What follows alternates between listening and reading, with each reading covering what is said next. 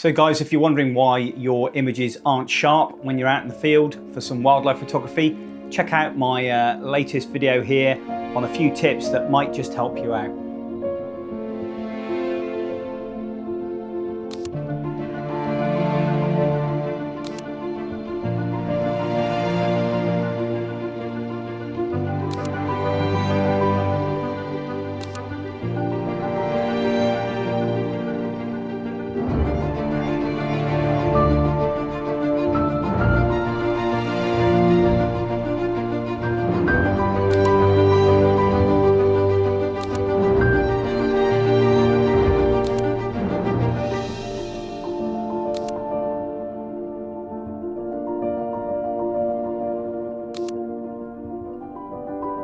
So hi guys, and welcome back to the channel. Today I thought I'd do a few tips really on trying to achieve sharp focus. So a lot of us out there have probably had issues where we've gone out to shoot a subject, whether that'll be landscape, portrait, nature, whatever, and you're looking and you're finding that your images aren't sharp. Okay, a lot of the time there can be some basic things that you need to look at to enable you to get a nice, sharp, well exposed image. So we're going to go through that today. One of the first ones really is good light. Obviously quite key, the amount of light you've got. If you have low light, overcast days, a lot of shadow, a lot of shade, and then you're boosting the ISO, you're increasing exposure compensation, you're obviously increasing the ISO, your pictures then are going to be a little bit more grainy and not as sharp to capture that fine detail. You're not going to be able to have that micro contrast areas on an image, and it will affect your images on a gloomy day. I'll just put an example up on the screen there of an image shot on an overcast day opposed to an image shot in good light. Okay, so lighting plays a massive part in gaining a sharp image.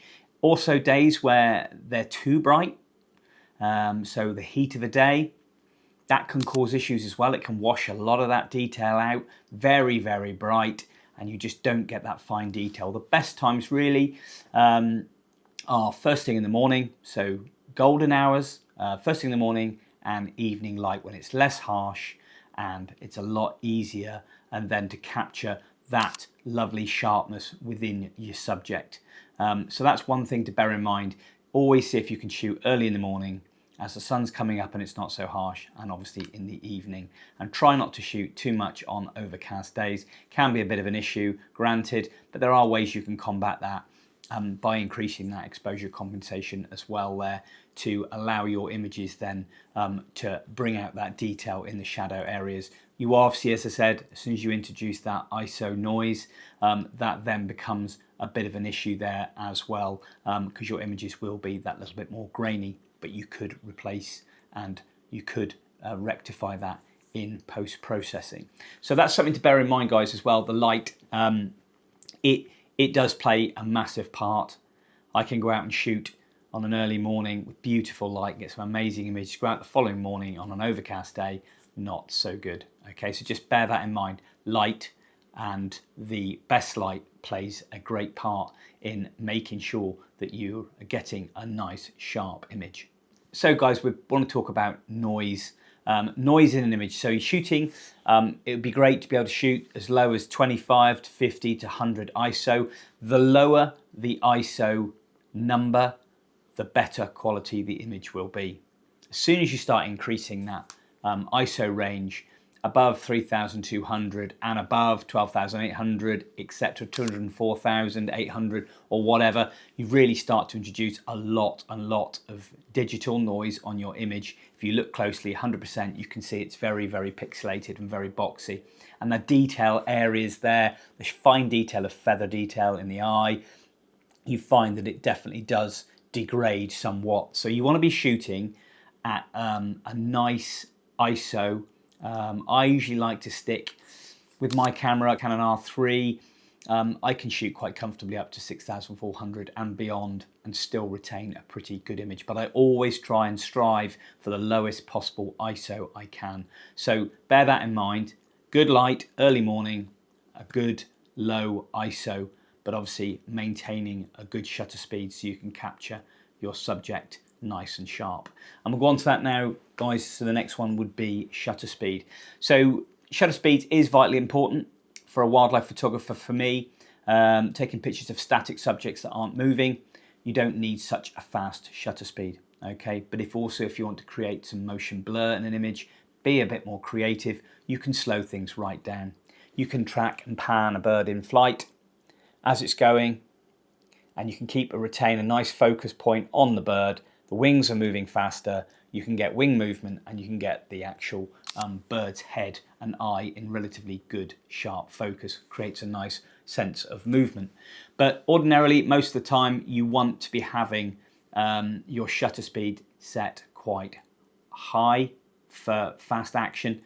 So I've photographed barn owls down to 125th of a second and still retained in half decent images. Obviously they're active early in the morning and late in the evening when the light has really dropped.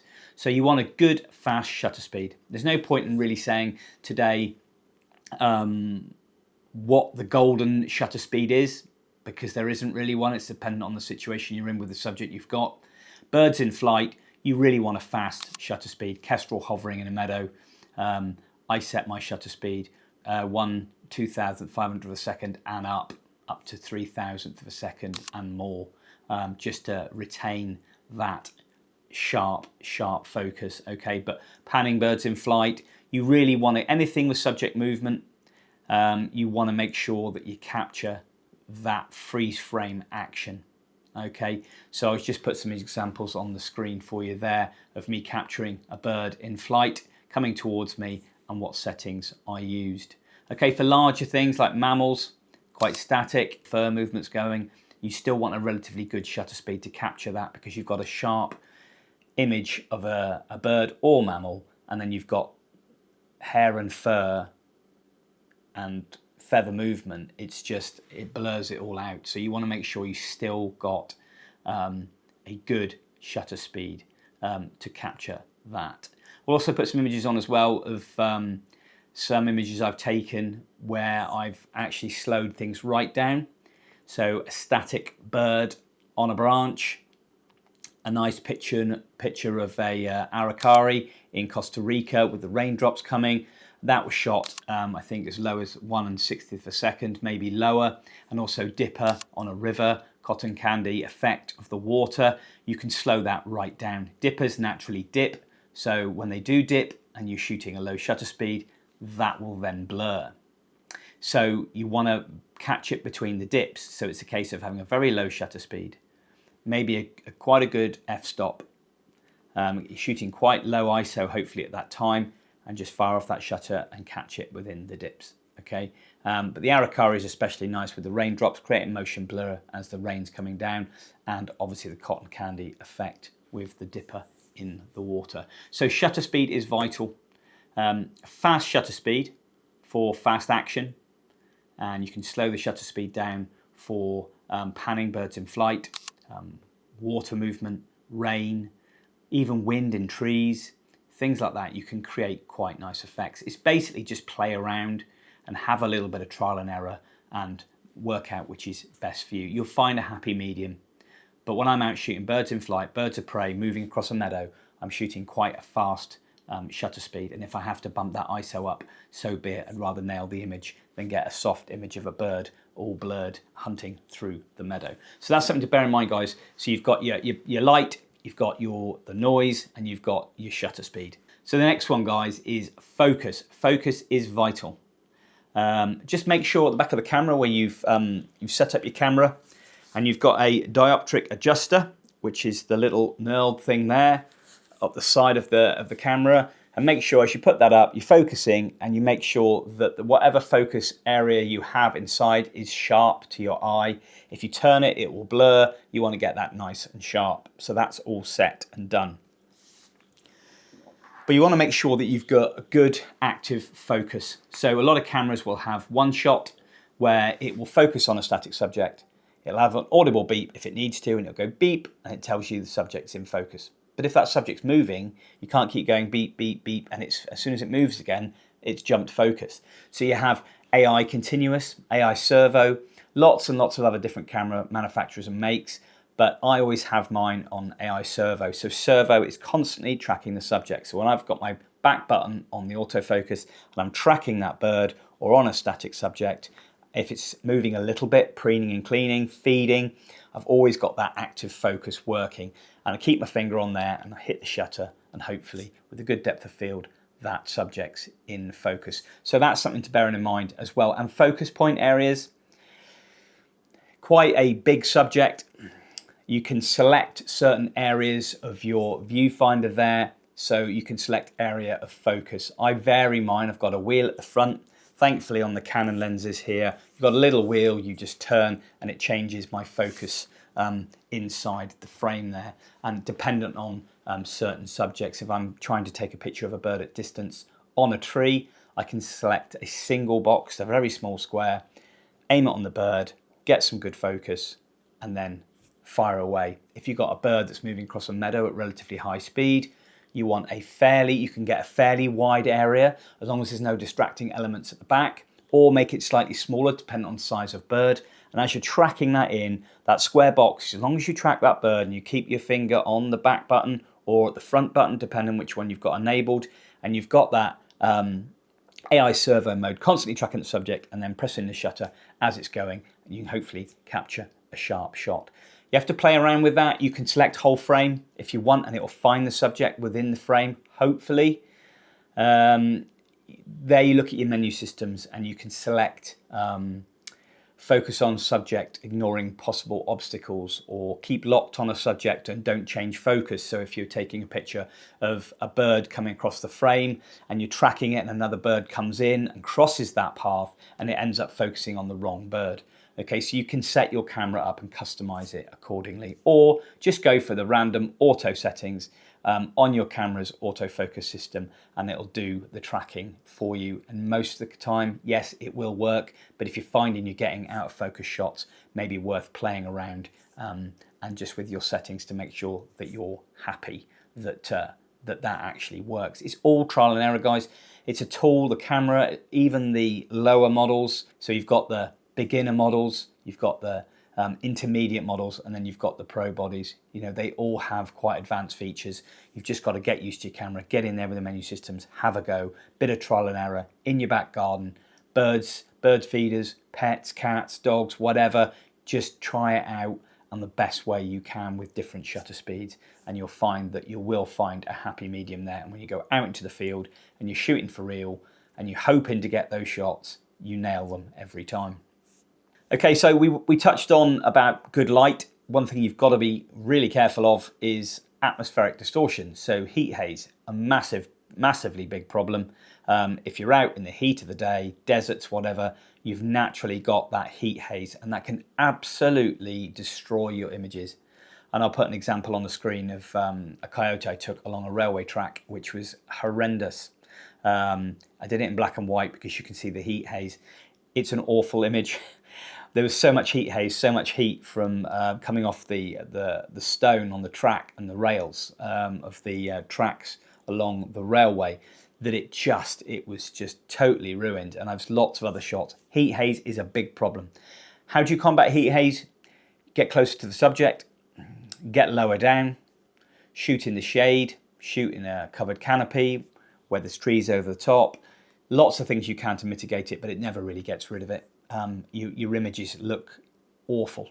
It looks like you've spread sort of Vaseline or oil against a window and you look through and it just looks so distorted. So atmospheric distortion, heat haze, same thing. You want to try to minimize shooting in the heat of the day. And if you are forced to, then see if you can get closer to the subject, lower to the ground, and maybe shoot in an area where there's a little bit more cover and there's less harsh heat and light coming down onto the subject. So that's one thing to bear in mind, guys. Also, guys, on camera lenses, so this is a 70-200 f4. So wide open, this lens, so where the diaphragm inside is fully open, letting maximum amount of light coming into the camera. At f4, it does a pretty good job, but every camera lens has a sweet spot. So if I were to bump this up, usually by about 1 stops. So if I bump this lens from f4 up to f5.6, I find that when you've stopped it down, so that's when you're closing the diaphragm a little bit more, and then you're letting less light in, but there's that sweet spot, you start to get quite a lot of distortion and stuff when you're shooting wide open. Sometimes in low light, when you've got little option, your ISO's really high, you shoot wide open because you want to get the maximum amount of light in that camera and the lowest possible ISO. Yes, some camera lenses are quite good when they're wide open. I've got an EF 300 f2.8 lens, wide open. It is sharp front to back. It's amazing. But some lenses are different. You need to find out which one best suits your lens. Each lens is different. You just want to make sure you find that sweet spot within your own lens. Okay, you can go too far. So if you've got a lens at f2.8 and you're shooting up to f16 or something like that, and it's narrowed it right down to literally nothing, you will get some issues there at that end. But every lens generally has that sweet spot. So this one here, f4, the sweet spot is f5.6, or if you've got an f5.6, it could be 6.3, 7.1 or f8. You just got to play around with it for your own lens. And I think sort of last but not least, guys, and I'm hoping these tips are either new to you or you already know them, or you've picked something up, which I really hope you have. But one of the last ones is really how you hold your camera. So natural movement when you're holding your camera. Yes, some people have got rather shaky hands, more than others, is have a good firm position holding your camera. If it's a windy day, you're a bit unsteady on your feet on the ground, you want to see if you can pull it into your body. Okay, so as you're pulling it in, it's only a small lens, this one, sort of pull it in nice and tight. You can get your eye sort of against the viewfinder, so you're looking through. If it's a bit too further away, you start to shake a bit more. That's not me shaking, that's me demonstrating. But if you pull it right in, or even against the LCD screen at the back, just to give it a lot more support, and pull it in tight to your chest, so you're sort of forcing it into your body. And when you activate the button at the back for your AF focus or your focus at the front, as you're doing that and you're just panning in, don't suddenly sort of try to press the button and move the camera at the last minute. You want a nice soft touch on the shutter. So as you're going through, tracking the bird, boom, boom, boom. And that's how it's best to get a nice image, because if you're moving the camera like that and you're shaking away, or if it's away from your body like this, and you're like this, and it's more shake, more movement, wind elements, etc., it does have an overall effect on your image. If you're shooting a very, very high shutter speed, yes, that mitigates that. You've got inbuilt image stabilization within the camera and in the lens itself. You've got your IS modes, that all helps. You've got selective modes 1, 2 or 3, depending on what you need. But that'll all help. But ultimately, even in the best light, with the best shutter speeds, to have a good camera technique of holding it and using it, even for static subjects, just nice. If you can, put it on a beanbag, things like that, that will actually help you get that sharper shot, okay? But if you want to go for intentional camera movement and you want to pull things away as things are taken off and you want to get a bit of a blurred effect, that can be great. But to get something sharp and action shot, especially for wildlife photography, because you want to capture the action, is make sure you have that good position of holding your camera. So guys, that's just some tips there really on helping you gain some sharper shots. We've all been there. I've had to shoot in the heat of the day with heat haze. And another one I didn't say actually, which was important to do with heat haze in conjunction with that, if you're shooting from your car, massively important, cold winter's day, you've got a beanbag on the side of the car, you've got the heater on full. If you were to stand outside the car and look at the side view of the car with the windows, you'd see the heat haze outside of the car. There's a bubble that naturally forms on the outside of the car. So if you're taking images and you've got a subject in front of you and you've got your lens there and that heat's pouring out your car, you're going to get heat haze. So the best thing is just turn the heater off in your car and then leave the temperature balance off, have a nice thick coat on, and then take your images from there. I've had that myself shooting in Canada in the cold in minus 20, 30, shooting out of the car, heat coming out from the car, 2 dogs, my son and my wife in there, and the heater was on fairly low. I still got the heat haze and it ruined a lot of my images. Just another thing to bear in mind. So guys, I hope you enjoyed that. I hope you can take something away with you. If you've got anything for me, please leave it in the vlog description at the bottom. Anything that you think I've missed, please also let me know. And then obviously guys, engage with me, please. Give me some stories, what you've experienced when you've been out things that you found useful. There is an exhaustible amount of things that you can do to mitigate any of those shots being blurry, but worst thing in the world is going out to shoot a subject and it's never going to appear in that particular place again, that action shot when a bird of prey's taking a vole or some other prey item and you've completely missed it. It's out of focus, the focus points were wrong, you had all your settings wrong, you know, you were doing things wrong, you were holding the camera wrong, and then suddenly that moment is gone. You remember it in your mind, but you're gutted you didn't put it into the camera and you didn't capture that all-important image. So we want to make sure that we can get the things right. I think I've mentioned about 7 or 8 there things that you can do, and there's probably a host of all others as well, but they're some of the basic ones. So best light, shoot in good times of the day, so early morning and evening if you can. Combat the noise, shoot in low noise as much as possible. Your shutter speed is vitally important. Your focus, your heat haze, times of the day, your aperture, and how you hold your camera. All those things will assist you in gaining sharper images. Anyway guys, thanks very much indeed for watching. I'll see you all next time.